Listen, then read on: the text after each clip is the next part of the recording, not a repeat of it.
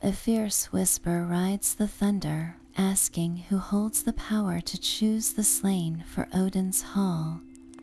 The answer lies with the Valkyries, but their story is far darker and more intricate than myth often remembers.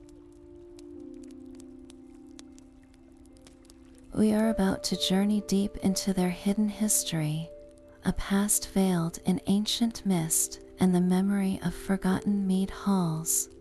By the end, you will understand these legendary shield maidens not as simple archetypes, but as complex weavers of destiny whose true nature has been obscured for centuries. We will uncover why a goddess might command them, and how they went from being feared spirits of carnage to the noble figures we picture today. I would love to know where you are joining this exploration from, and what the hour is there with you now. What does the idea of a power that decides your ultimate fate make you feel? That name, Valkyrie, echoes with the clamor of ancient battlefields. Its roots lie in the Old Norse word Valkyria, a compound of two simple yet devastating terms. Valor means the slain upon the battlefield, the dead left broken in the mud. Kyrja means to choose, so a Valkyrie is, at her most fundamental, a chooser of the slain. This is not a title of gentle guidance, but one of absolute chilling authority. It speaks to a power that decides, in the heat and chaos of war, who lives, who dies, and perhaps most importantly, who is worthy of glory. The name itself binds these figures irrevocably to the carnage of the field and the solemn duty of selection. Our earliest glimpses of them come from the old texts, the Poetic Edda and the Prose Edda, where they are not yet the romanticized heroines of later tales. In these ancient verses, they are often portrayed as formidable, even fearsome, figures. They are the agents of a higher will, their choices weaving the very fabric of fate. To be chosen by a Valkyrie was to be marked for death, but a death that promised an eternal reward in the halls of Odin. Can you fathom the weight of that moment? A warrior fighting for his life might suddenly find his fate sealed not by an enemy's spear, but by the silent, unseen verdict of a being whose name means she who decides who falls. This grim function was their original purpose, a core part of the Norse world, where destiny was a tapestry woven with threads of courage, blood, and divine choice. That stark duty of choosing the slain did not appear from nothing. To understand the Valkyries, we must journey back further than the Viking Age, to a time when the beliefs of the Norse people were still intertwined with those of their wider Germanic and even ancient Indo-European ancestors. The roots of these powerful figures reach deep into a shared mythological past. Across the North Sea, we find striking parallels in the Celtic world. The Morrigan, a goddess of war and fate, could appear as a single figure or a trio of sisters. She too would fly over battlefields, often in the form of a crow or raven, and she wielded the power to influence the outcome of conflicts and decide who would perish. The resemblance to the Valkyries, who are also sometimes described as appearing in groups and are closely linked to ravens, is uncanny. It suggests a common, ancient archetype of a fearsome female spirit connected to sovereignty, battle, and the ultimate fate of warriors. This archetype was not confined to the islands. Among continental Germanic tribes, we hear echoes of similar beings.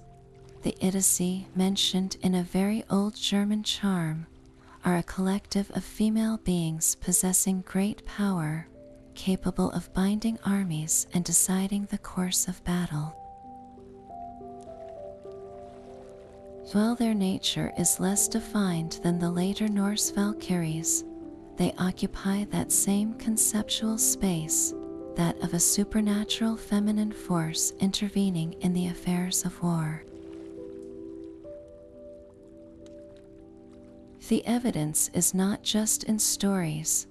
Archaeology offers tantalizing clues. Small amulets carved from bone or metal have been found across Scandinavia and Germanic lands. They often depict women, sometimes holding drinking horns, other times armed with shields and spears. Are these mortal women of high status, or are they depictions of the divine? It is a difficult line to draw, for in the early Germanic mind, the line between a powerful woman and a divine force was often blurred. A carving on a runestone might show a woman offering a horn, an act of welcome that mirrors the Valkyrie's role in serving mead in Valhalla.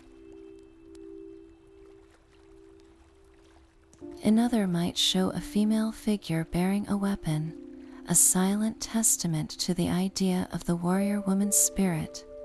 These artifacts whisper of a belief system where female entities were intrinsically linked to the rituals of death, honor, and the afterlife long before the poets of the Viking Age gave them the name Valkyrie.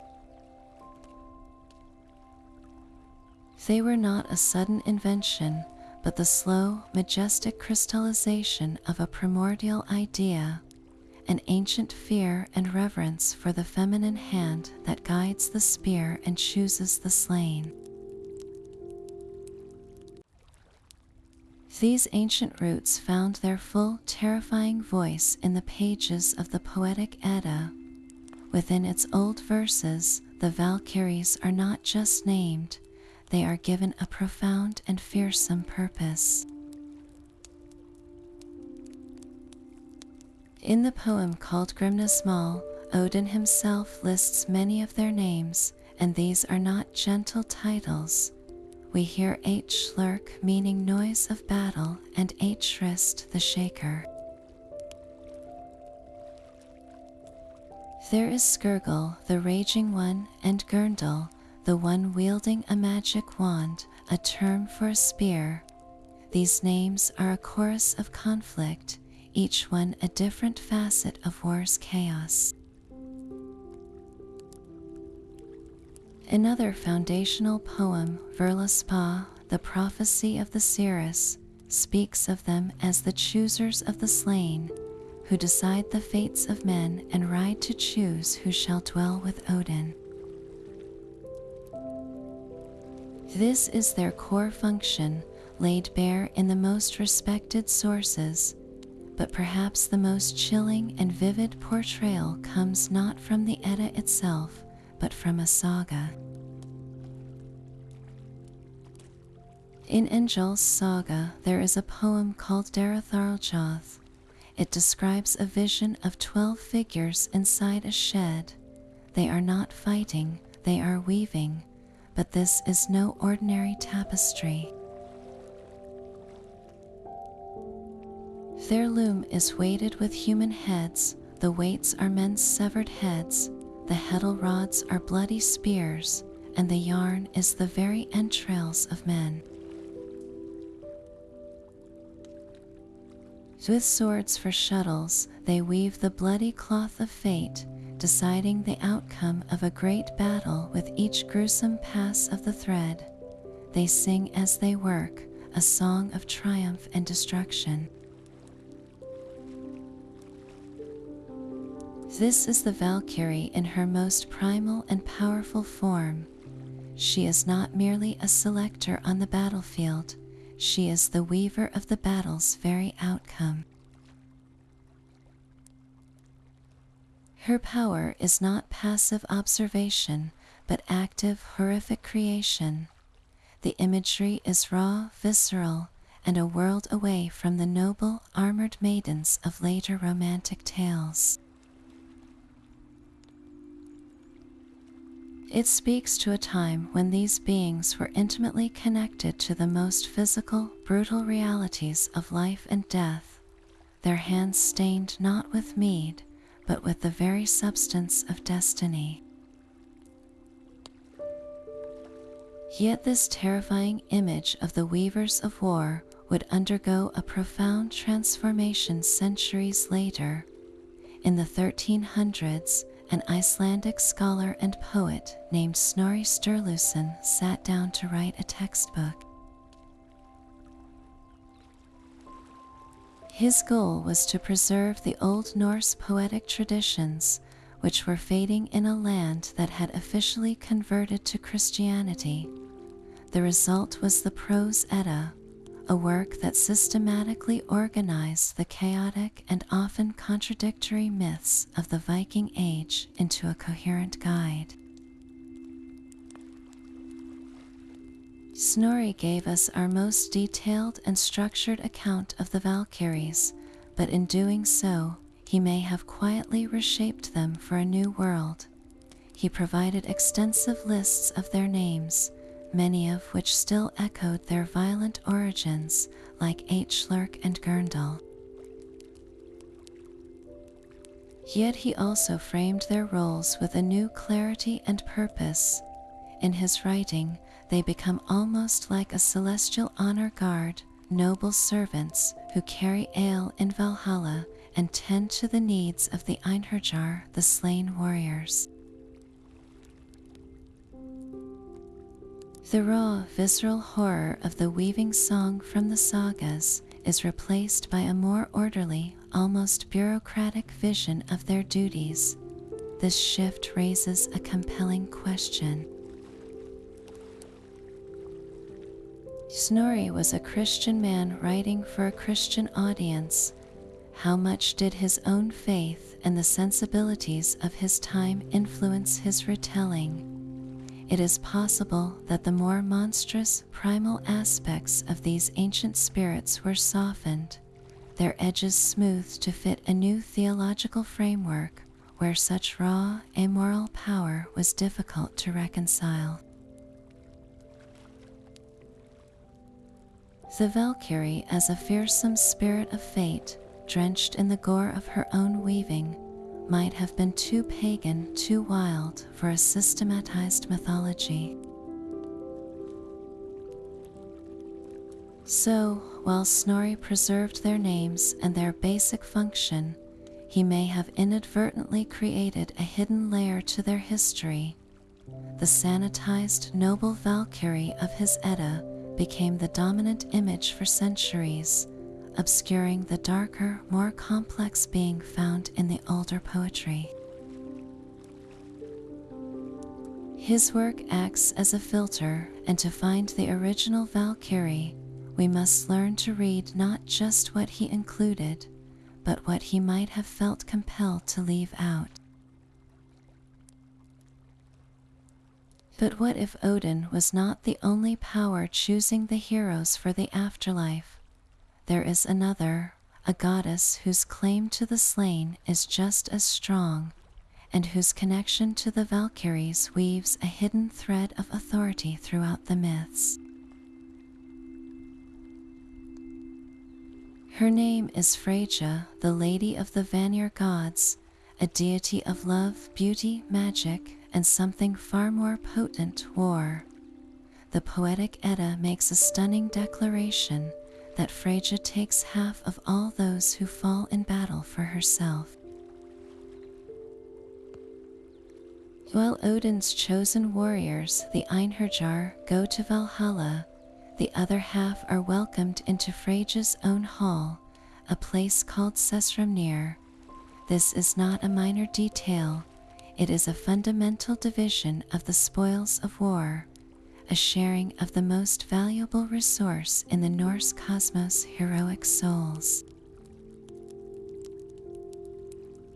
This right of first choice immediately places Freyja in a position of immense power, a power that directly intersects with the Valkyrie's core function.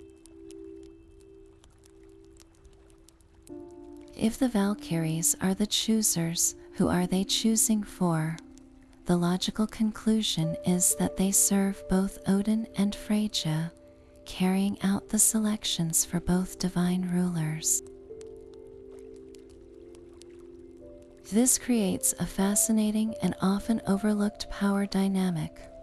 Freyja is not merely a recipient of the slain, she is an active participant in the process, and her connection to the Valkyries suggests she may be their ultimate commander. This idea is strengthened by another name for Freyja, Herne. In Old Norse, this name is deeply significant, as it is linguistically linked to the Old English term for a Valkyrie. This is not a coincidence. It strongly implies that Freyja was seen, in some traditions, as the Valkyrie, a master Valkyrie who presided over all the others. Think of the implications. This challenges the common perception of Odin as the undisputed Lord of War and Fate. It reveals a hidden hierarchy, a dual sovereignty where a powerful goddess commands the very same forces that supply her rival's hall.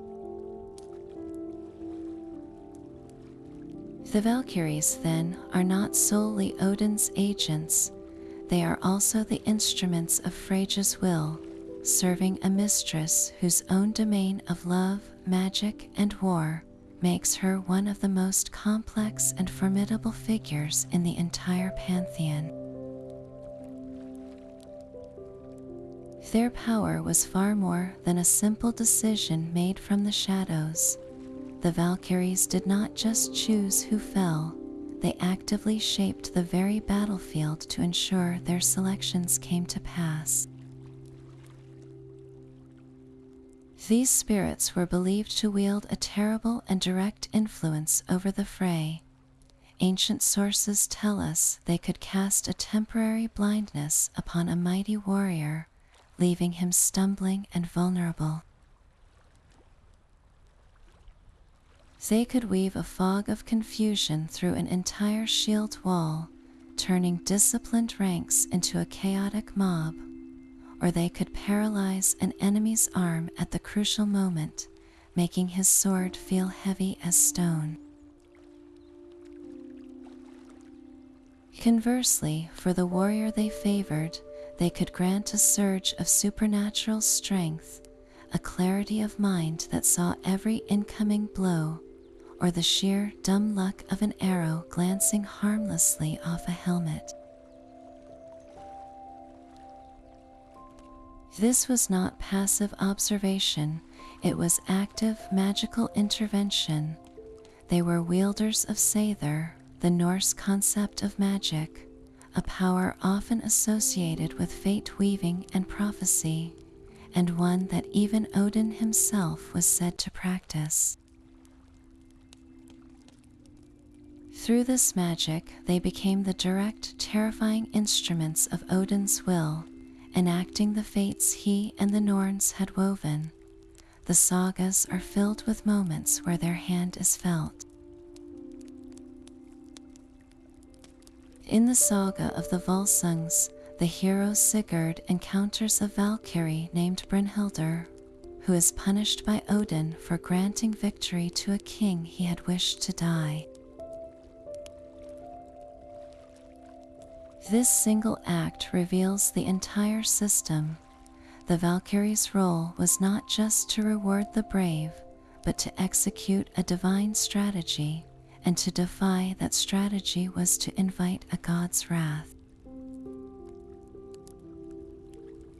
In another tale, the saga of King Heidrek the Wise, a poem describes Valkyries riding through the sky, not merely observing, but deciding the battle's ebb and flow with their presence alone. They were the unseen current in the river of combat, capable of lifting one man to glory while drowning another in despair. Can you feel the shift in their nature?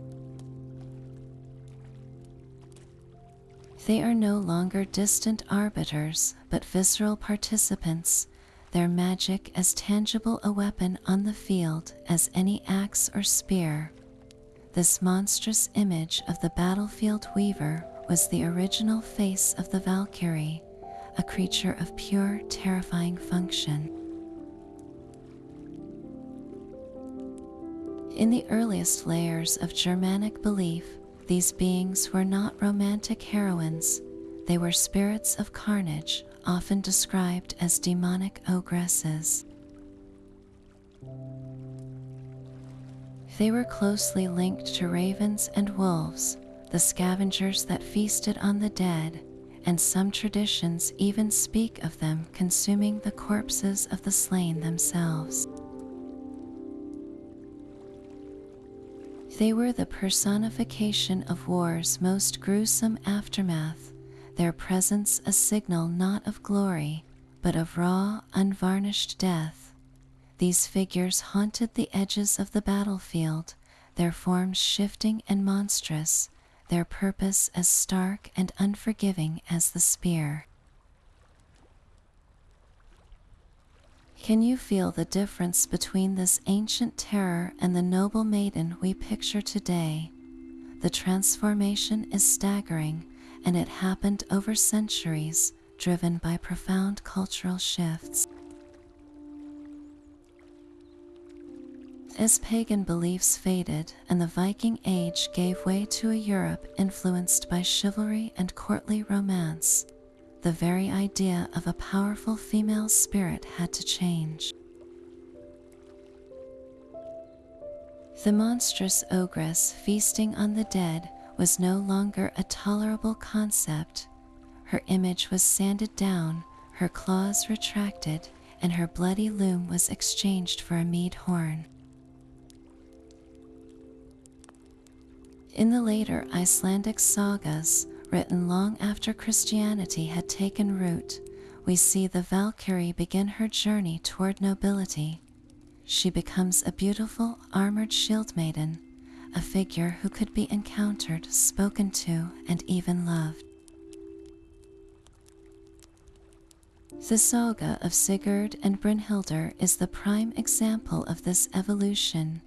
Here, Brynhildr is a Valkyrie, but her story is a tragic romance, a tale of love, betrayal, and a mortal hero. The focus shifts from her divine duty of choosing the slain to her very human emotions and desires. This new Valkyrie was palatable to a new era, a figure who could be admired for her strength and beauty rather than feared for her primal power. The Church's influence cannot be understated either. In a Christian worldview, the old pagan gods and spirits were often recast as demons or, at best, fallen angels. The original corpse-eating Valkyrie fit the demonic archetype perfectly.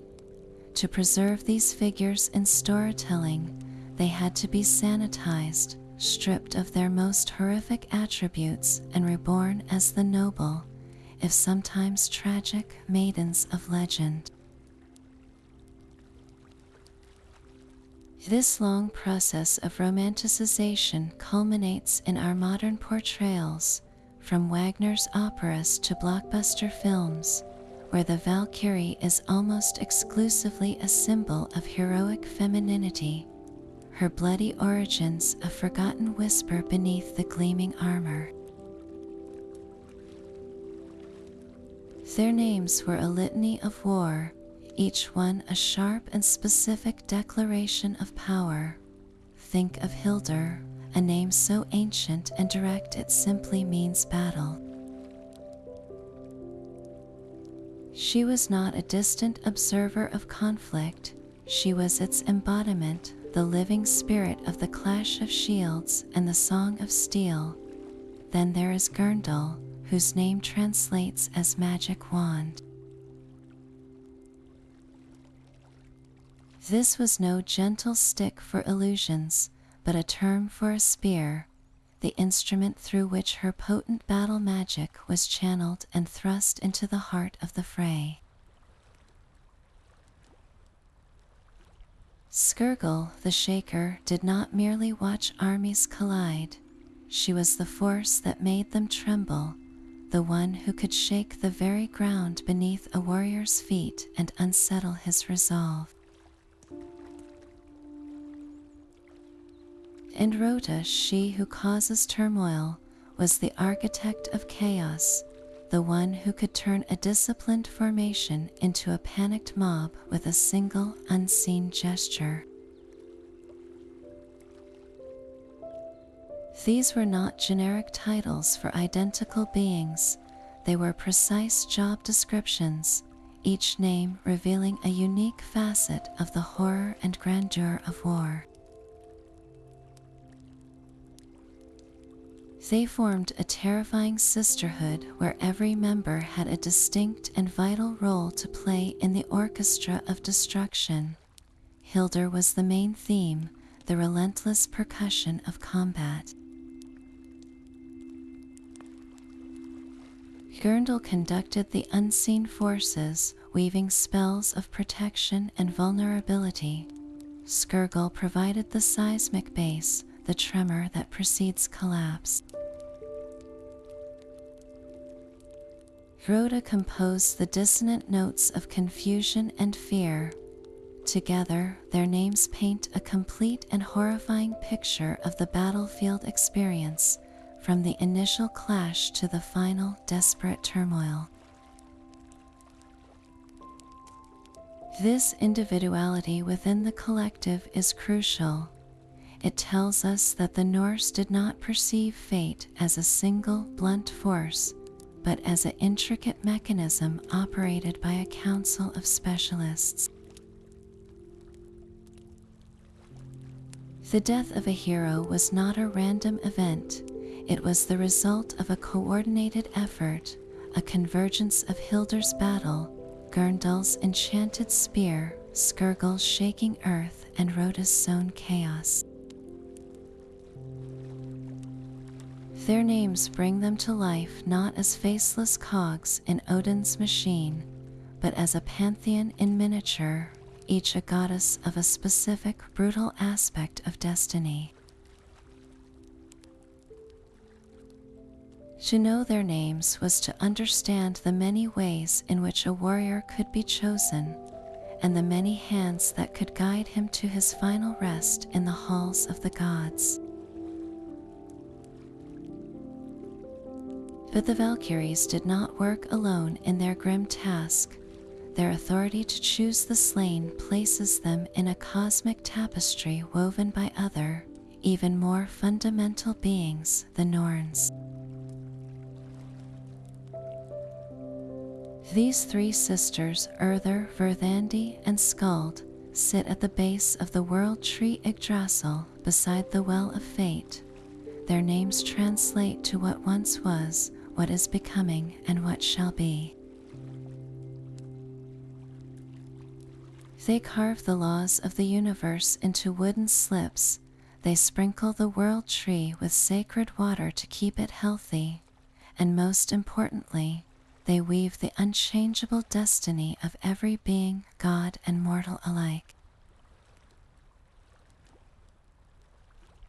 Their work is vast, impersonal, and all-encompassing, the very framework of existence. So where does that leave the Valkyries? Are they separate, or are they part of the same system? The line between them is fascinatingly blurred. Both are powerful female entities who shape destiny.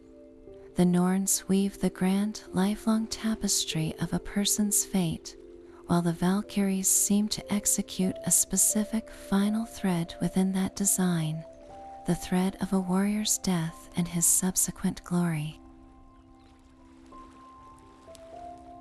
This has led to a compelling theory that the Valkyries might be understood as a specialized type of Norn, a kind of battlefield Norn whose jurisdiction is exclusively the fates of those who die by the sword.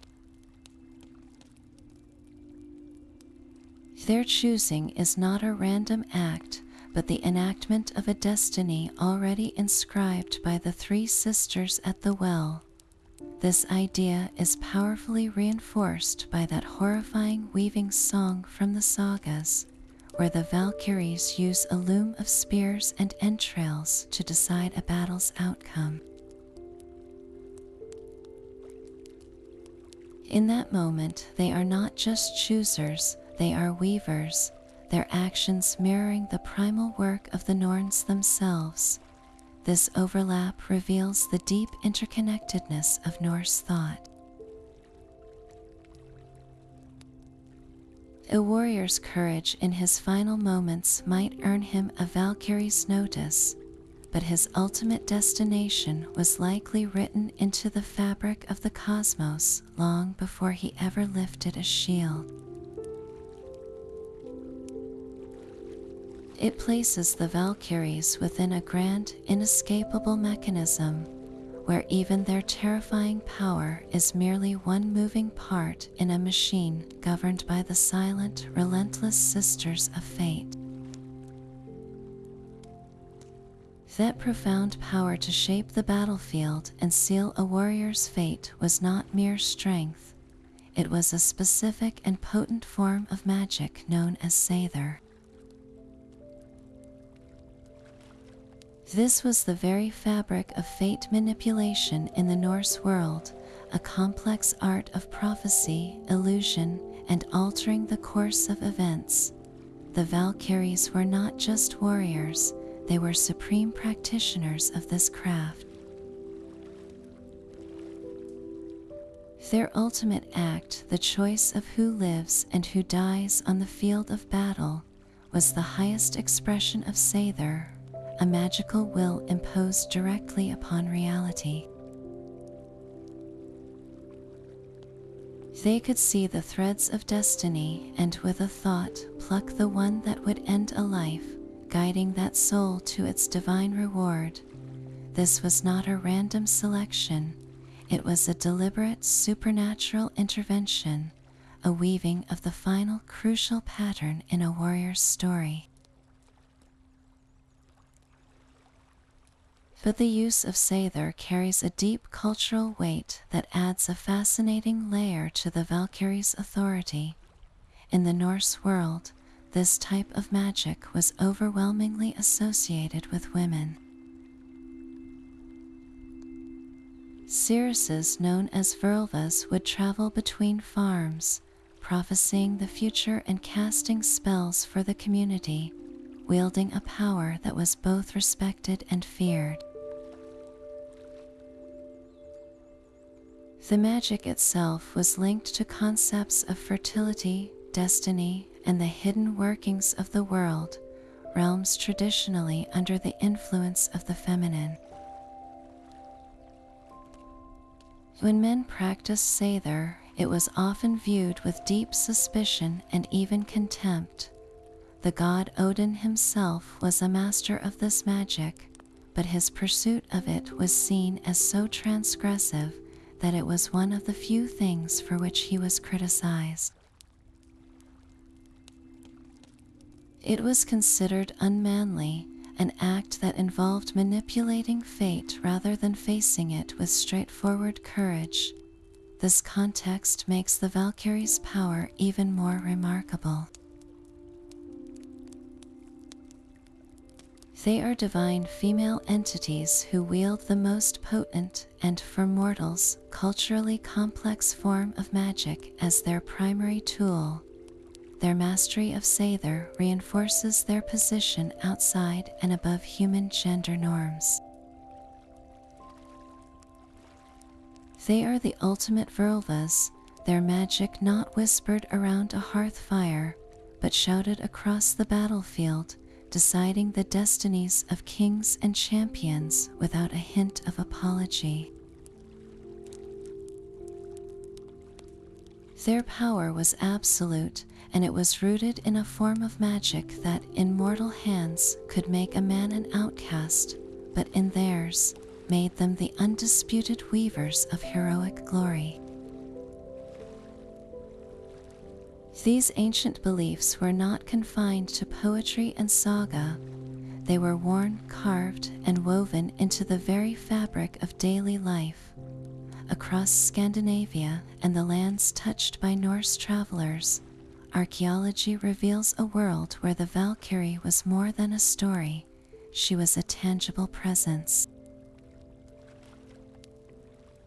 Small amulets meticulously crafted from silver or bronze have been unearthed from graves and settlement sites.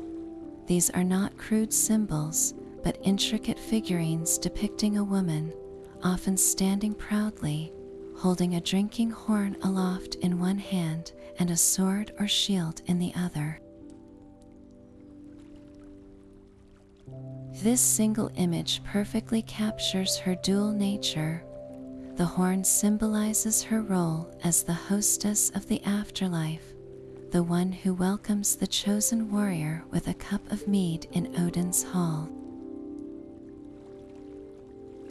The sword is her other duty, the instrument of that choice, the power to grant a glorious death. These amulets were likely personal possessions, carried for protection, luck, or as a sign of devotion. They tell us that the Valkyrie was a figure you wanted on your side, a divine force whose favor could mean the difference between a forgotten death and eternal glory. The sheer number of these finds, from Denmark to the British Isles, suggests a widespread and personal veneration that transcended social class. This was not a distant, abstract goddess, but a powerful being whose influence was sought in the most intimate ways. Can you feel the weight of such an amulet in your own hand? For a Viking Age person, it was a direct link to the weaver of their fate. Beyond these small charms, larger monuments speak to her public importance. Picture stones like those from the island of Gotland are massive limestone slabs covered in elaborate carvings that tell stories. On these, we often see processions of figures, and among them, women bearing horns and weapons, riding horses just as the myths describe. These were not hidden artifacts, they were public displays of belief, erected for all to see, ensuring the Valkyrie's role in the cycle of life, death, and honor was never forgotten. Perhaps one of the most evocative discoveries comes from a Swedish church. The Överhogdal tapestries, woven around the year 1000, were found in a storage chest, their pagan imagery preserved by chance. They depict a stunning scene, a procession of riders on horses, women with their braids flowing, carrying spears and shields. They are riding not to a battle, but seemingly alongside a great tree, a powerful echo of the world tree Yggdrasil. This tapestry, created as Christianity was taking hold, is a powerful bridge between worlds. It shows that the image of the powerful riding woman, the Valkyrie, was so deeply ingrained in the culture that it persisted, woven into the very cloth of a new era.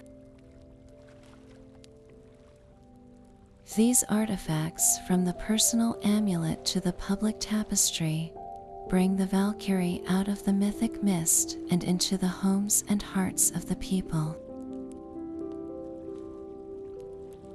They show us a being who was actively worshipped, a central figure in the Norse understanding of a worthy life and a heroic death, her image a constant reminder that destiny was always close at hand. Their mounts were far more than simple steeds. While we often picture them astride magnificent horses, the Valkyries' true companions in the ancient sources were creatures of a much darker and more magical nature. The very idea of a horse is almost too tame for these weavers of fate. They are also described as riding the Vargulfur, the wolf of the slain, a beast that gorged itself on the corpses of the battlefield. This was not a noble animal, but a scavenger, a living part of the carnage they presided over, its hunger mirroring their own grim purpose. But their most profound and revealing connection is not to wolves or horses, but to the raven. The Old Norse word for raven, kraka, is deeply intertwined with their identity, for the Valkyries were said to possess the power of shapeshifting, often taking the form of these dark, intelligent birds. When you picture a raven circling a battlefield, you are not just seeing a scavenger, you are witnessing a potential Valkyrie in her other form, her sharp eyes missing nothing. This ability to become the raven creates a direct and powerful link to Odin himself, whose own familiars were the two ravens, Hugin and Munin, thought and memory. Every day, these birds would fly across the world, gathering all the information they could see and hear, and return to whisper it all into Odin's ear. The Valkyries, in their raven forms, are an extension of this very same system. They are Odin's eyes and ears on the ground, their feathers stained with the smoke of conflict, their cries echoing the groans of the dying. They are not just choosing the slain, they are reporting on the entire theater of war, their perceptions flowing directly back to the All-Father. This transforms our understanding of their role. They are intelligence gatherers as much as executioners. Their choice of who enters Valhalla is informed by everything they witness in their avian forms, a constant living stream of battlefield data that informs the very strategies of the gods. The raven is not just a symbol, it is their skin, their disguise, and their direct line to the one who commands them. Yet even as Odin's ravens, their obedience was not always absolute. The relationship between the All-Father and his choosers of the slain is far more complex than a simple chain of command. Myths whisper of a tension between divine authority and a Valkyrie's own will, suggesting these powerful beings could, at times, defy the god who commanded them. Consider the poignant story of Sigrun from the Helgi Lays. She is a Valkyrie who encounters the hero Helgi, and upon seeing him, she makes a choice not dictated by Odin. She chooses to love him.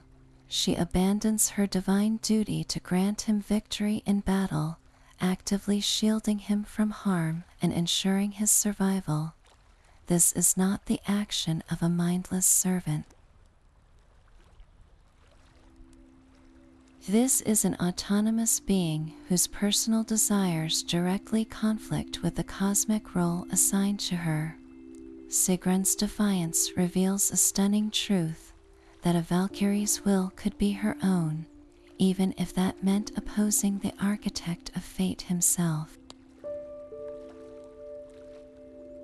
Her story is not one of punishment for this defiance, but of tragic romance, which makes it even more revealing. The narrative focuses on the human drama of their love, not on Odin's wrath, subtly implying that such acts of independence were a recognized, if complicated, part of their existence. This autonomy hints at a different kind of relationship. Were the Valkyries truly servants, or were they more like partners in a grand divine enterprise? Odin needed them. Without the Valkyries, there would be no one to choose the Einherjar, no one to staff the Hall of Valhalla for the final battle of Ragnarok. His entire eschatological strategy depended on their cooperation. This creates a fascinating power dynamic. A master does not need the consent of his tools, but a general must sometimes heed the will of his most capable lieutenants. The Valkyries, with their mastery of battlefield magic and their direct link to the fates of men, were indispensable. Their occasional defiance, like Sigrun's, suggests they operated with a degree of privileged status, a leash that was long indeed because Odin could not afford to shorten it. Their service was essential, but their submission was not always guaranteed. This nuances our understanding of Odin's own power. He was not a micromanaging god issuing immutable decrees. He was a strategist who commanded forces of immense power, forces that retained a spark of their own ancient, independent spirit. The Valkyrie was thus a paradox, a divine agent bound to a god's will, yet capable of a love so strong it could, for a time, rewrite the very destiny she was born to enact. That spark of defiance in Sigrun blossoms into a full tragic flame in the most famous of all Valkyrie tales. The legend of Brynhildr and the hero Sigurd is not merely a story of love, it is a catastrophic collision between divine duty and human emotion. In the later Volsunga saga, Brynhildr is a Valkyrie who makes a choice Odin cannot forgive. She disobeys his direct command in a battle, granting victory to a king he had sworn to defeat. For this act of rebellion, she is punished severely. The All-Father strips her of her powers, pricks her with a sleep thorn, and condemns her to an enchanted slumber within a ring of fire. She is to remain there, trapped and mortal, until a man brave enough to ride through the flames awakens her. This is the ultimate price for her defiance, the loss of her very essence. She is cast out from the sisterhood, her wings clipped, forced to experience the very mortal fragility she once presided over. The hero Sigurd is that man, and their love story becomes one of the great tragedies of Norse literature. Their union is brief, shattered by magic, betrayal, and a bitter separation that ends in both their deaths. Brynhild's fate is a stark warning. A Valkyrie who chooses a mortal heart over her divine purpose does not get to have both. She is forced to trade eternity for a fleeting human life, a life that ends in sorrow. What does this tell us about the boundaries between gods and men? The line is not just a barrier, it is an electric fence. crossing it for either party invites ruin. The divine order depends on the Valkyries remaining aloof, impartial, and focused on their cosmic function. When one falls in love, that objectivity shatters. She is no longer a weaver of fate, but a thread tangled within it, subject to its cruel snips and knots. These tragic romances are not just about the price of love. They are about the danger of rebellion within a system that demands absolute obedience. The Valkyrie who loves a mortal is not just breaking a rule, she is challenging the very architecture of Odin's power, and the system retaliates with brutal finality. Her punishment serves as a lesson to all the other choosers of the slain, a reminder that their hearts are not their own. They are instruments of a will far greater, and to feel a purely human desire is the one transgression for which there is no forgiveness, only a mortal lifetime of regret. Brynhildr's story unfolds as the ultimate cautionary tale of a Valkyrie's will. In the Volsunga saga, she is a figure of immense power and conviction, a chooser of the slain who makes a choice for herself. The conflict begins not on a mortal battlefield, but in the divine strategy of Odin. He had decreed that a certain king, one he favored, should fall in combat.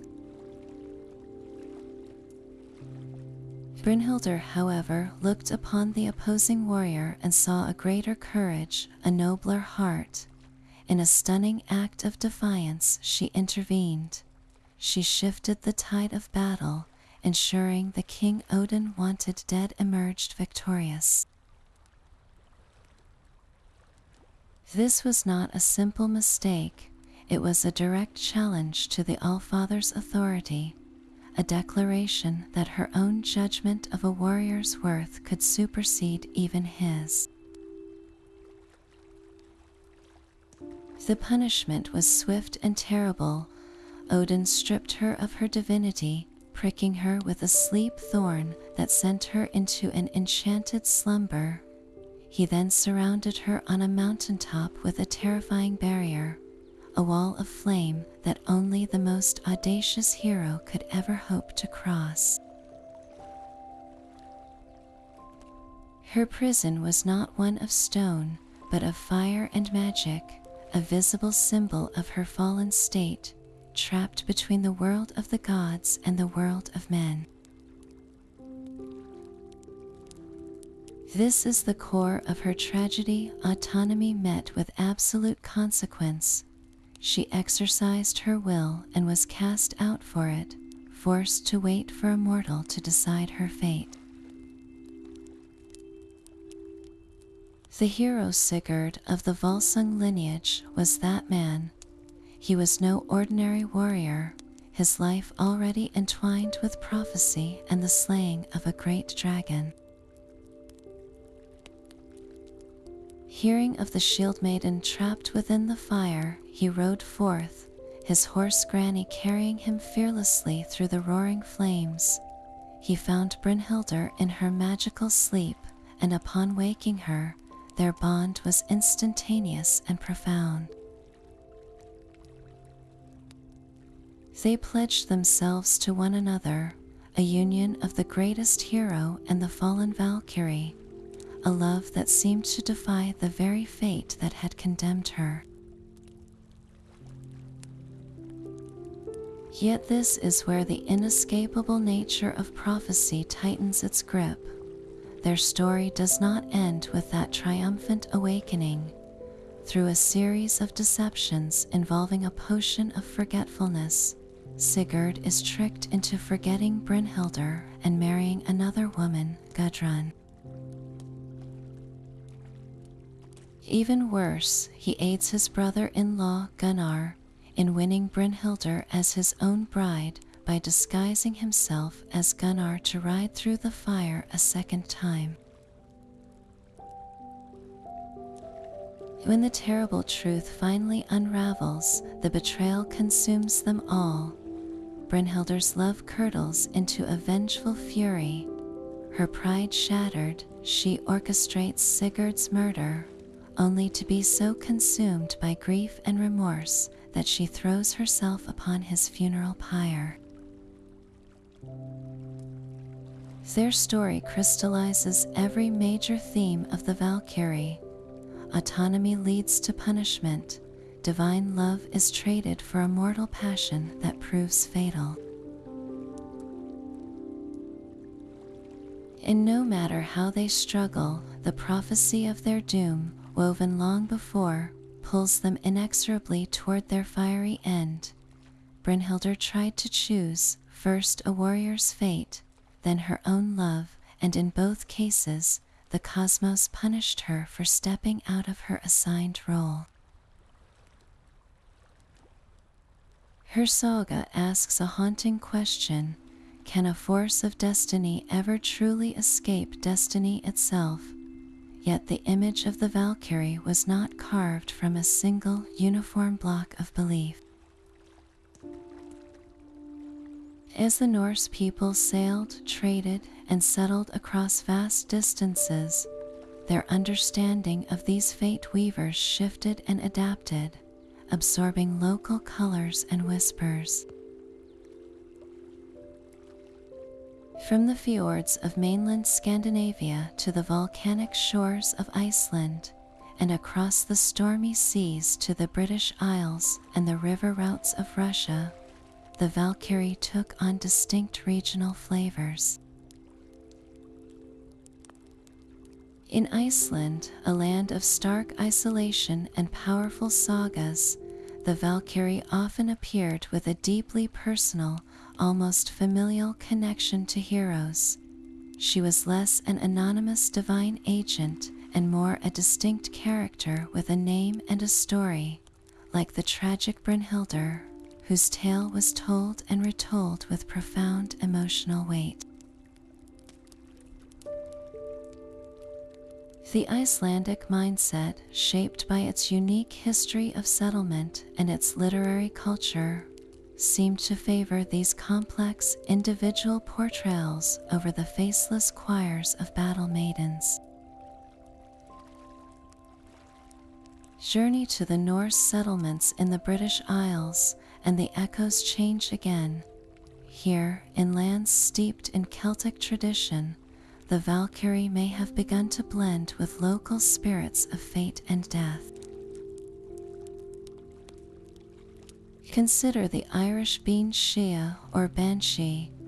This female spirit is not a warrior, but her wailing cry is a direct omen of death, a prophecy that someone in a household is about to die. The parallel is striking: a powerful female entity whose primary function is to foretell or signal imminent mortality, while the Valkyrie is active and the banshee is often a messenger. Their core connection to the moment of death creates a fascinating overlap. In regions where Norse and Celtic cultures intermingled, it is easy to imagine how these concepts might have influenced one another, perhaps softening the Valkyrie's more monstrous edges or adding a new layer of mournful prophecy to her character. Venture even farther east along the river routes to what would become Russia, and the evidence becomes more archaeological but no less compelling. In these territories, Norse traders and settlers, known as the Rus, left behind artifacts that hint at their beliefs. Small amulets similar to those found in Scandinavia have been discovered, depicting armed women.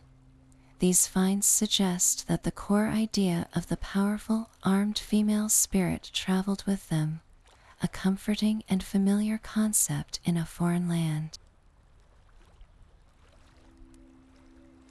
However, the local Slavic cultures had their own powerful female deities and spirits, like the fierce goddess Marana, associated with winter, death, and rebirth. While direct links are difficult to prove, the coexistence of these beliefs in a shared landscape likely created a unique cultural environment where the Norse Valkyrie was understood within a broader context of feminine power over life and death. This regional variation reveals a crucial truth. The Valkyrie was not a static, monolithic figure dictated by a central religious authority. She was a living, breathing part of a folk belief system, one that was wonderfully malleable, absorbing local fears, stories, and spiritual understandings wherever the Norse people planted their roots. That symbiotic relationship between the divine and the mortal warrior finds its most extreme and terrifying expression with the berserkers. These legendary fighters were said to enter a state of trance known as berserksgangur, a fury so potent it transformed them. In this ecstatic rage, they were described as howling like beasts, foaming at the mouth and biting the rims of their own shields. They seemed to feel no pain, possessed of a strength that defied human limits, capable of feats that bordered on the supernatural. What if this state was not merely a psychological frenzy, but something more, a form of divine possession? The connection to the Valkyries becomes startlingly clear when you consider their shared domain. The Valkyrie is a spirit who channels the raw power of battle, a being who can enter a warrior and grant him supernatural might. It is a compelling thought that the berserker in his trance was not just enraged but chosen. He was a vessel, temporarily filled with the furious spirit of a Valkyrie, his human form acting as her instrument on the earthly plane. This creates a profound symbiosis on the battlefield. The Valkyrie gains a physical agent to enact her will, a direct hand to guide the spear and shape the fray. The berserker, in turn, is elevated from a mere soldier to a divine weapon, his rage sanctified as a form of communion with the powers that decide fate. His incredible strength and immunity to pain are not his own, but a loan from a battle spirit who has marked him for her purpose. This interpretation transforms the berserker from a wild man into a sacred, if terrifying, figure. His fury is a form of worship, his body a temporary temple for the very force that will one day choose his soul. Can you see the battlefield through this lens? Amidst the chaos, a warrior suddenly transcends his humanity, his eyes glazing over with a power not his own, his actions no longer entirely his. He becomes the living proof of the Valkyrie's immediate, tangible presence, a whirlwind of flesh and spirit working in concert to weave the bloody tapestry of the day. That fire on Brynhildr's mountain was more than a magical prison. It was a harbinger of a far greater conflagration about to sweep across the Norse world. The arrival of Christianity did not just introduce a new god, it brought a systematic campaign to dismantle the old ones, and the Valkyries, as powerful pagan spirits, were squarely in its sights. The new religious authorities viewed these choosers of the slain not as noble figures, but as dangerous rivals to be discredited and destroyed. The method was demonization.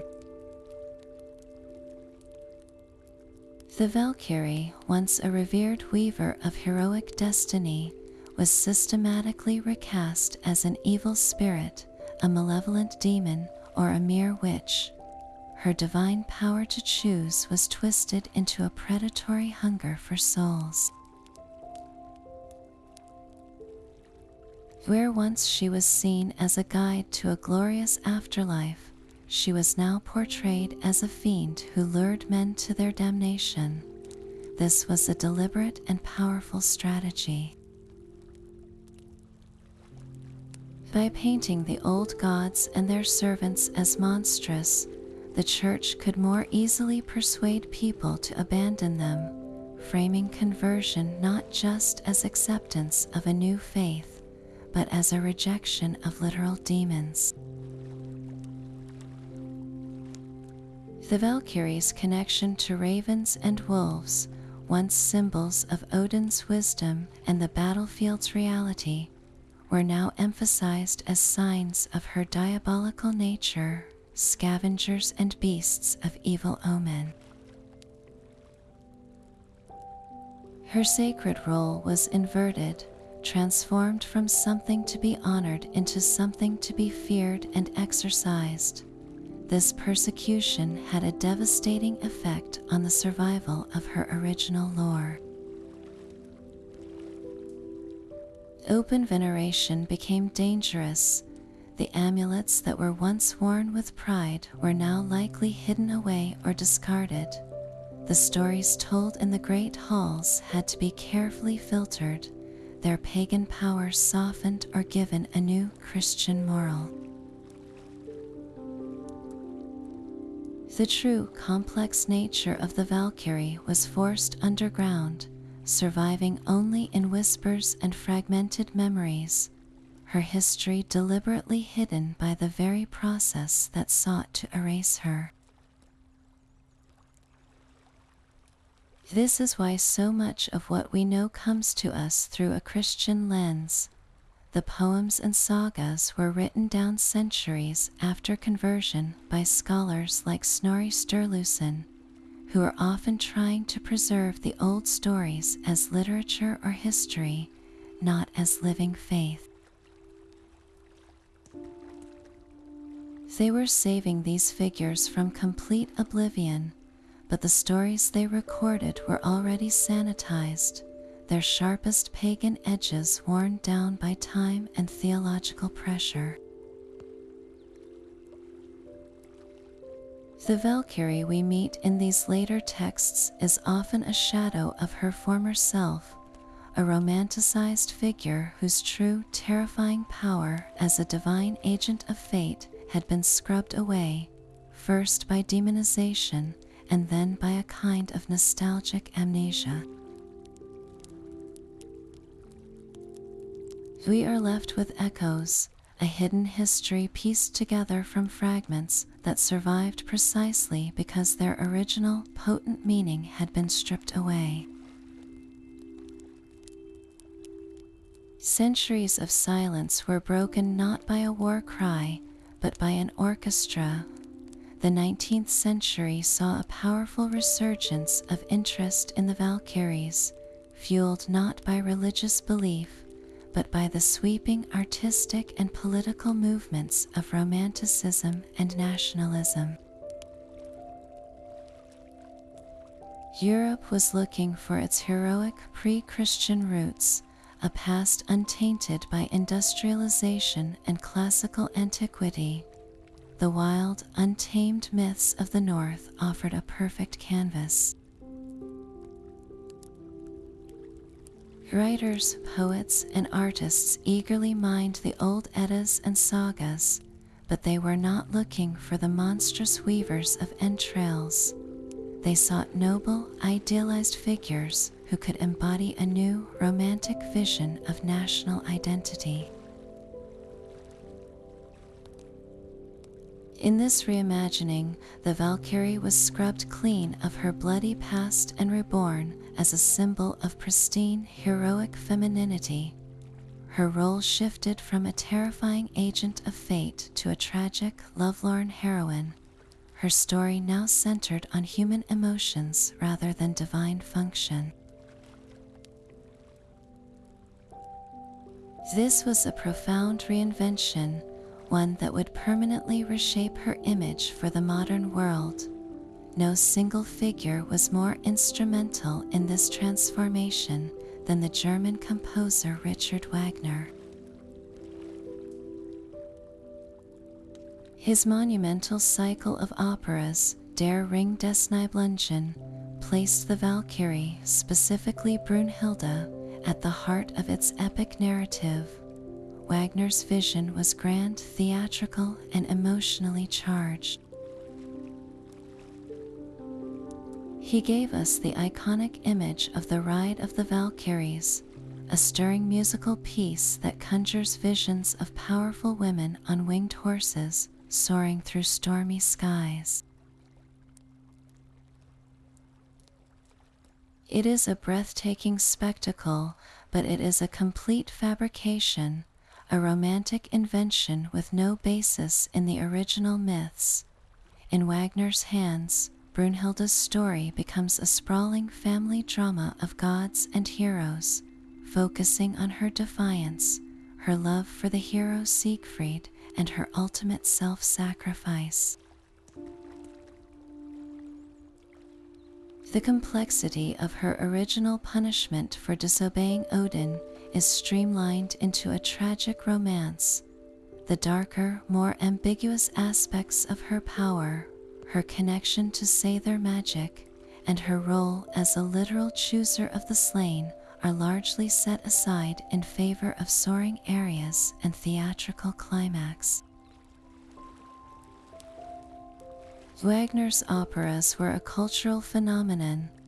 They reached audiences on a scale the ancient poets could never have conceived, and the image of the Valkyrie they presented, the armored maiden with a spear and horned helmet, became indelibly etched into the popular imagination. This romanticized version was so powerful, so emotionally resonant, that it effectively buried the older, more fearsome figure. The Valkyrie was no longer a spirit of the battlefield, but a star of the stage, her newfound popularity creating the very archetype we recognize today, an image shaped more by 19th century artistic ideals than by ancient pagan belief. Wagner's romantic vision did not fade with the final curtain call.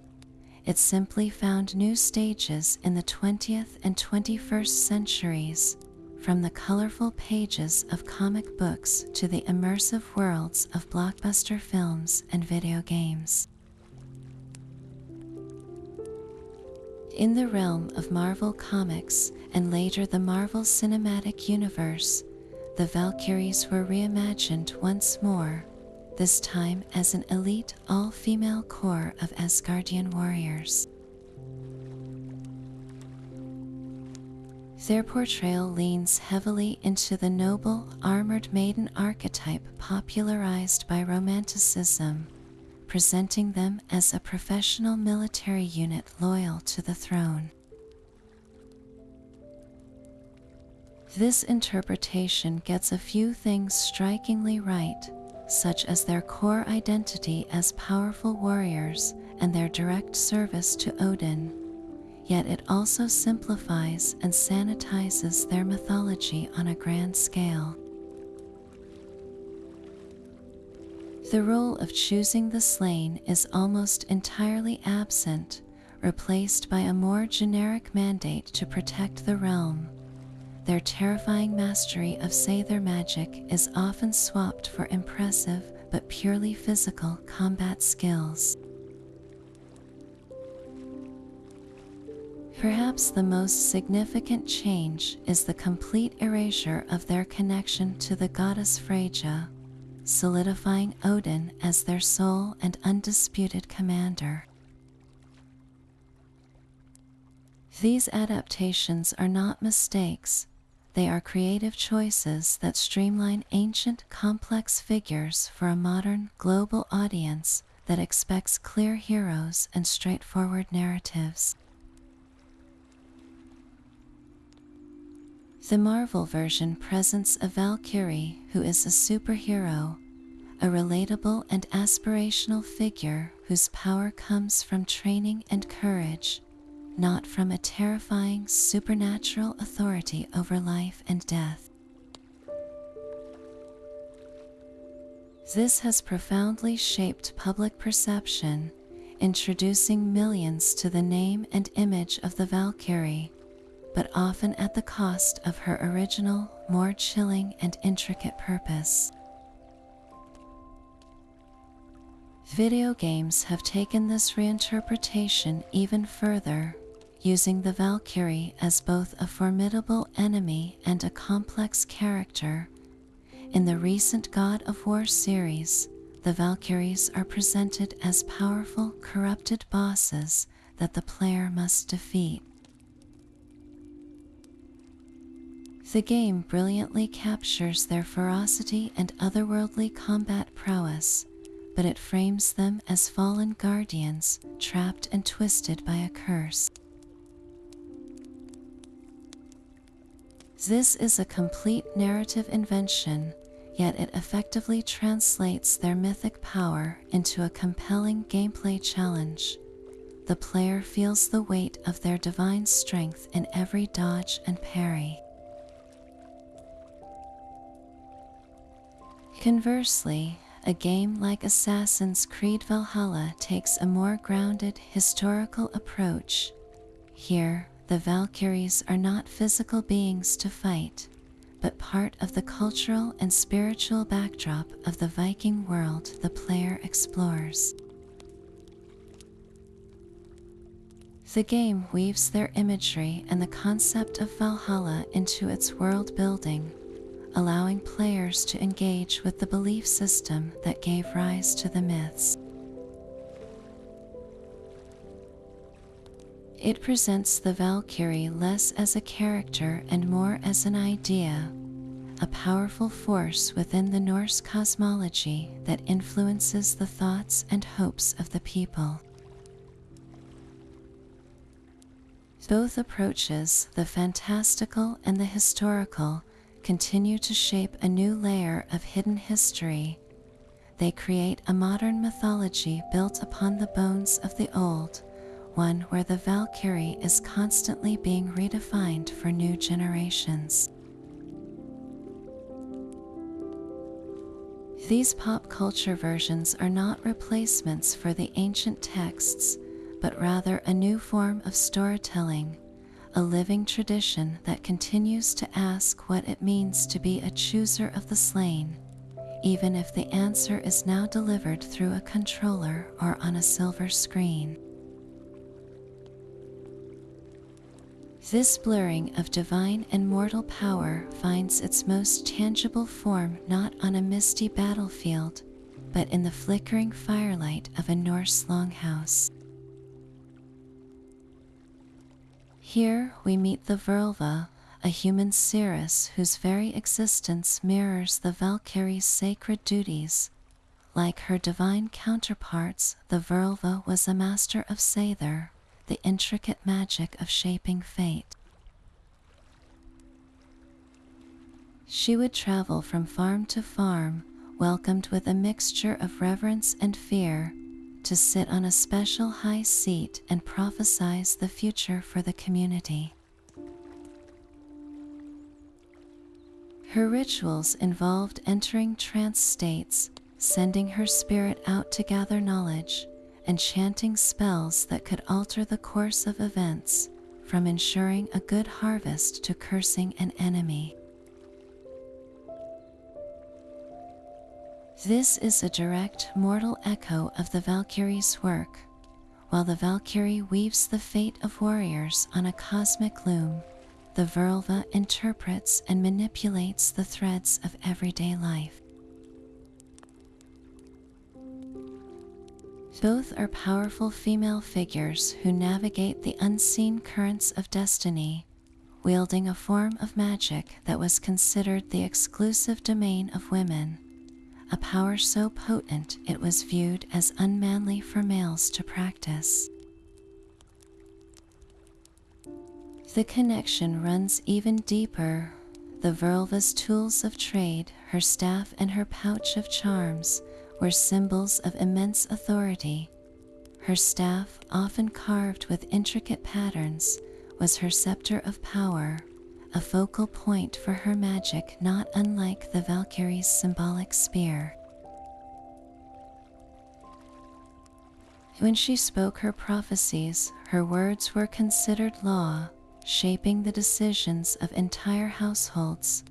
This societal role suggests that the Valkyrie was not a distant, abstract concept, but an archetype that had a living, breathing analog in Norse society.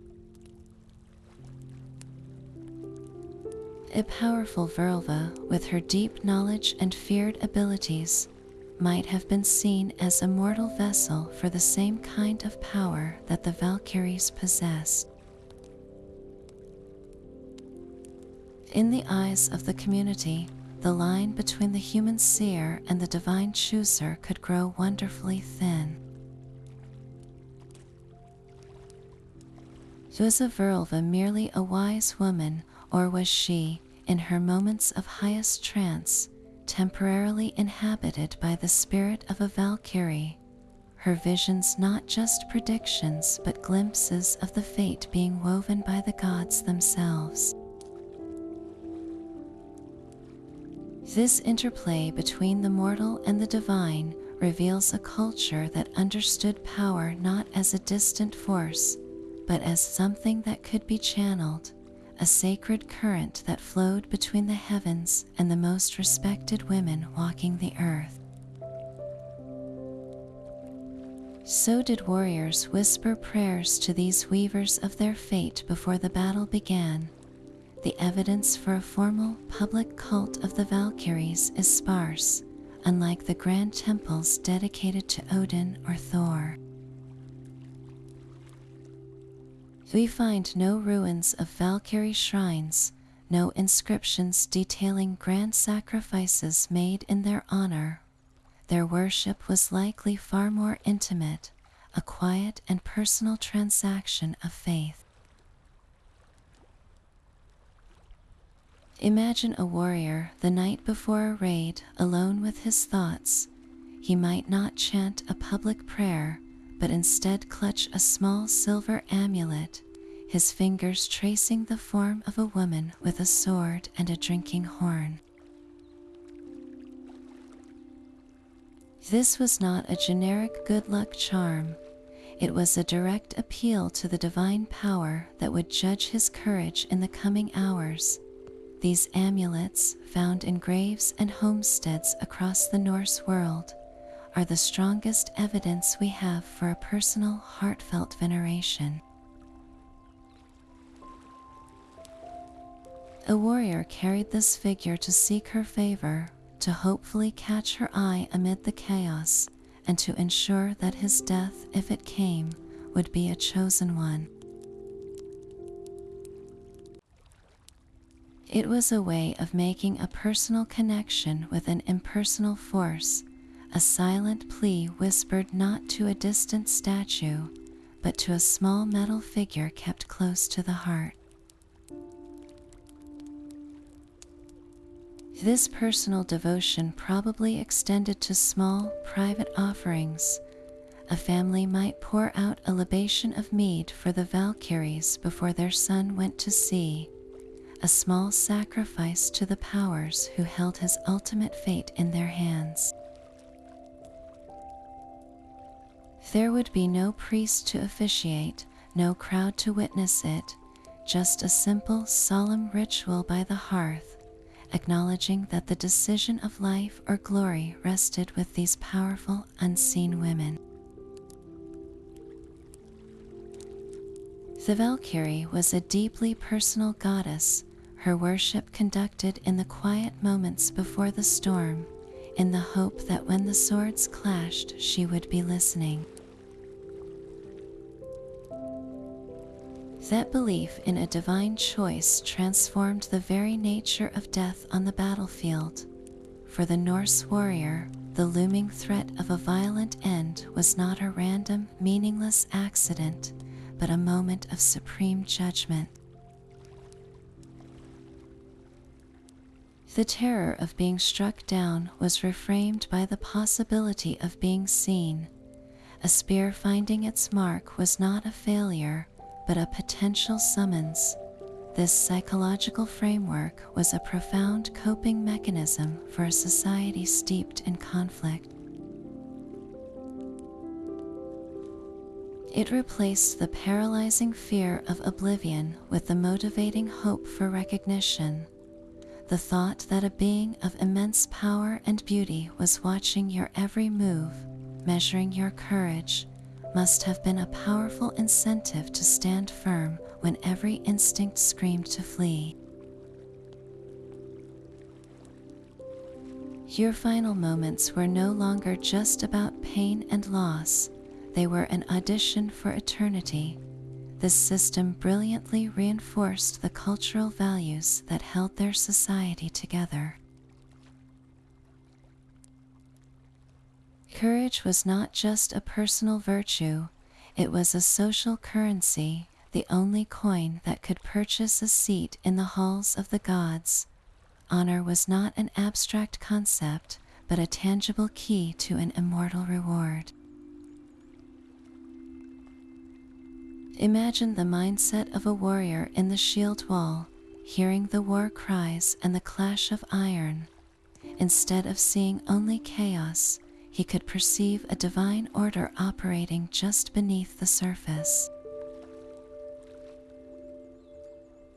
Each act of bravery, each step held in the line, was a silent plea to the unseen choosers.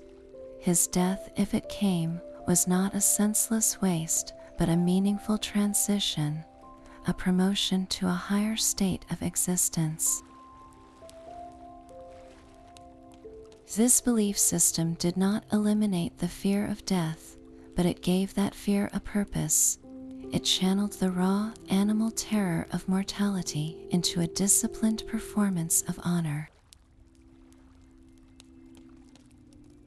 The Valkyrie myth was the ultimate psychological tool, turning the battlefield from a slaughterhouse into a stage, where every warrior had the chance to perform a final, glorious act that would echo through the ages. That same divine procession did not always confine itself to the battlefield. On the darkest storm-lashed nights of the ancient world, a different kind of hunt was said to ride across the sky. This was the Wild Hunt, a pan-European folk belief in a ghostly, spectral army thundering through the clouds. Its leader was often a mythological figure of immense power, and across the Germanic lands, that leader was most frequently Odin himself, known as Woden. In who formed the terrifying, glorious core of his phantom host, the Valkyries. In this broader context, they are more than just choosers of the slain. They are the vanguard of Odin's spectral army, the leaders and guides of the dead warriors who ride eternally in this celestial cavalcade. The sound of the wind shrieking through the trees was not just a storm. It was the baying of spectral hounds and the clamor of ghostly armor. The distant rumble of thunder was the pounding of hooves from horses that rode not on earth, but through the sky itself. To witness the wild hunt was considered a dire omen, a sign of impending war or great calamity, for it was the very movement of fate itself, visible to mortal eyes for a fleeting, terrifying moment. The Valkyries at the head of this procession cement their role as universal psychopomps, the guides of souls. Their duty was not complete when a warrior fell on the field. They were also the escorts for the journey beyond, leading the chosen spirits not only to the feasting halls of Valhalla, but on this eternal wild ride across the heavens.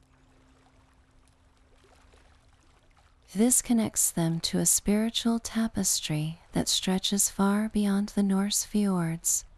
You can hear echoes of this same belief in the British Isles with Herla's host, or in the French tales of Mesnée de Heliquin. It reveals a deep shared understanding across many cultures of a restless divine force that collects the dead. The Valkyries are the Norse expression of this primal idea, the specific and formidable face given to the leaders of the ghostly ride. So the next time you hear the wind howl on a particularly bleak night, remember the old stories. That noise on the wind might not be a storm, but the passing of a spectral army with the Valkyries at its head, forever choosing, forever guiding, forever riding through the hidden pathways of the sky. The echoes of the Valkyries did not fade with the last Viking longship. Their spectral influence galloped straight into the heart of European folklore, their core attributes of fate and death shapeshifting to fit new landscapes and beliefs. Consider the British and Celtic tales of the White Ladies. These ethereal figures are often seen haunting castles or ancient pathways, not as warriors, but as mournful apparitions. While they lack the Valkyrie's armor, they share a profound connection to destiny and mortality.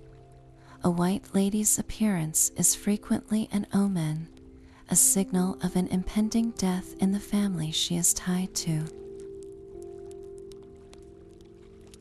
This role as a herald of fate is a direct, if gentler, echo of the Valkyrie's ultimate purpose. Both are female spirits whose presence bridges the world of the living and the dead, their arrival marking a pivotal, irreversible turn in a person's story. The armor and spear may be gone, but the authority to signify the end remains. The same archetype appears in the Germanic world with even more vigor through the wilde jagd, the wild hunt.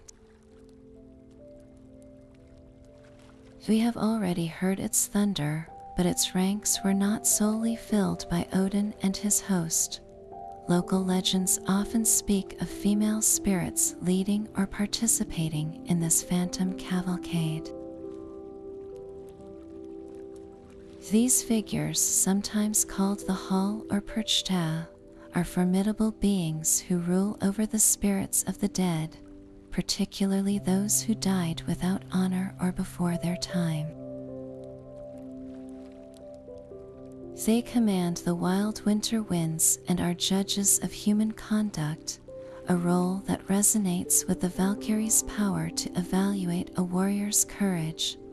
The connection is not a perfect mirror, but a cultural evolution.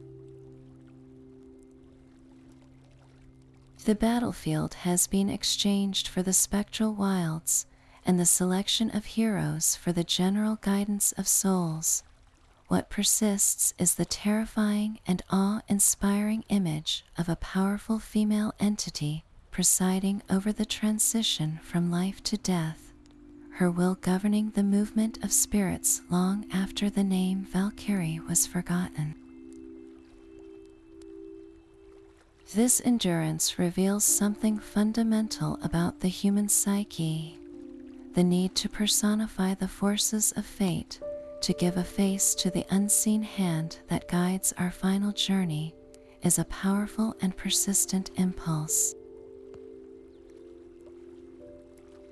The Valkyrie archetype provided a template so potent that it could shed its pagan skin and be reborn in 100 different local tales, proving that while religions change, the deepest patterns of our imagination are far more resilient. Our modern image of the Valkyrie is often a beautiful, armored goddess fighting beside heroes. This picture is compelling, but it is a romantic fiction that obscures their true nature. First and foremost, the Valkyries were not considered full goddesses in the Norse pantheon. They belonged to a different class of beings known as Disir, powerful female spirits associated with fate, family, and the protection of a clan. Think of them as lesser divine entities, more like specialized angels of death and destiny than sovereign deities like Freyja or Frigg. Their power was immense, but it was a delegated authority, a function they performed in service to a higher will. They were instruments of the gods, not gods themselves. This crucial distinction changes how we see their role. They were the executors of a cosmic plan, not its architects. Another pervasive myth is that they were frontline combatants. While they are depicted with weapons, they did not typically fight alongside mortal warriors in the way a shield maiden might. Their battlefield was a metaphysical one. They were the directors of the fray, not its infantry. A Valkyrie's spear was not for thrusting into an enemy's chest, but for channeling the magic that would blind one warrior and grant clarity to another. They shaped the conflict from the unseen realms, their true weapons being enchantment and fate, not steel. This makes their power far more terrifying and absolute. They were not participants in the chaos, they were the authors of it. Finally, the idea of the Valkyrie as invariably beautiful and benevolent is a complete reversal of their original character. The noble, golden-haired maiden is a creation of later Romanticism. In the oldest sources, they were spirits of pure carnage, their forms shifting and monstrous. They were closely linked to wolves and ravens, the scavengers of the battlefield, and some traditions even describe them feasting on the dead. Their beauty, when it was mentioned, was the terrifying beauty of a storm, not the comforting beauty of a heroine. They were forces of nature, raw and unforgiving, whose favor was as capricious as the turn of a battle. So when we peel back the layers of modern retellings, we find a being far more complex and formidable than a simple warrior princess. She was a divine functionary, a master of battlefield magic, and a fearsome spirit whose true visage was not one of human loveliness, but of primordial elemental power. Even with all we have uncovered, the Valkyries remain shrouded in a profound and tantalizing mystery. So many fundamental questions linger, their answers lost to the silence of time. Why are their earliest origins so deeply obscured, their primal forms so difficult to grasp? We can trace threads to the Morrigan and the Odyssey, but the moment of their conception as uniquely Norse figures is hidden in a fog of unrecorded belief, passed down through generations in whispers around long-dead fires. This obscurity is the first great enigma. The second, and perhaps most devastating, is the question of what was lost. The Christianization of Scandinavia was not a gentle transition, but a systematic dismantling. How many local tales, how many unique rituals of devotion were erased forever? We know the Valkyries were personally venerated, their amulets cherished, but the prayers that were spoken, the specific offerings made, the names of forgotten local spirit choosers, all of this is a gaping void in our knowledge. The written sources we rely on, like Snorri's Edda, are themselves filters, preserving a sanitized version for a new world. The raw, untamed Valkyrie of the oldest poetry, the one who feasted on the dead and wove with entrails, was likely far more monstrous and complex than any text dared to record. This leads to the third great question: to what extent did every fjord, every isolated village, have its own understanding of these figures? Was the Valkyrie of a Swedish farming community the same as the one envisioned by a Norse trader on the Volga River? Folk belief is never monolithic. It adapts and shifts with the landscape. It is entirely possible that the concept of the Valkyrie was a tapestry woven from countless local threads, each community adding its own color and pattern, creating a figure that was both universally recognized and intimately unique.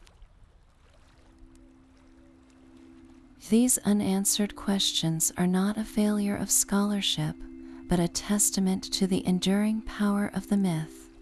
The hidden history of the Valkyries is hidden precisely because it was so deeply felt, so personally held, that much of it lived and died in the hearts of those who believed.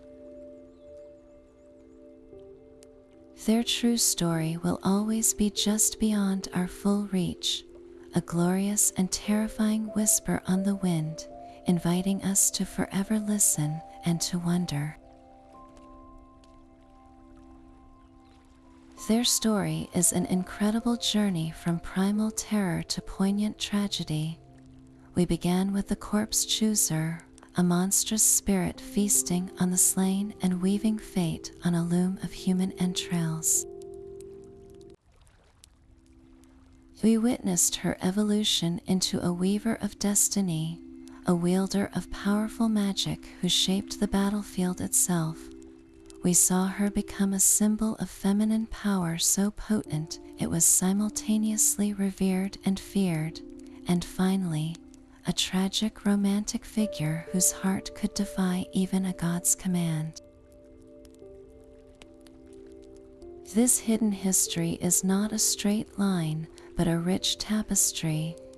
Its threads are the shifting colors of myth, the stark black of absolute power, the fiery red of rebellion, and the subtle gold of cultural change, each strand woven together over centuries. They are not one thing, but many, a reflection of the people who believed in them, constantly reimagined to suit the fears and hopes of a new age, and so they remain, even now, riding through the stormy sky of our collective imagination. They are forever choosing, forever guiding, forever a part of the northern soul. I would love to hear which part of their epic story resonated most with you.